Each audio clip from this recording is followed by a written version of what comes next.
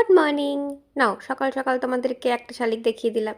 তো আমি এখন যাচ্ছিলাম পড়াতে, আমার পড়ানো ছিল শিকারপুরে, তাই অটো করে আমি এখন চলে গেলাম।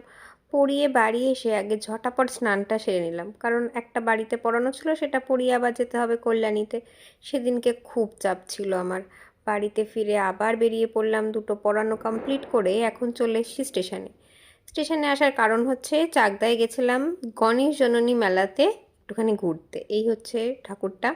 আমরা ঠাকুরটা দেখে নিয়ে তারপর আশপাশটা একটুখানি ঘুরে টুরে দেখছিলাম। মেলাটা ছোট্ট জায়গার মধ্যে এত সুন্দর, আর ভীষণ ভালো লাগে মেলাটায় যেতে।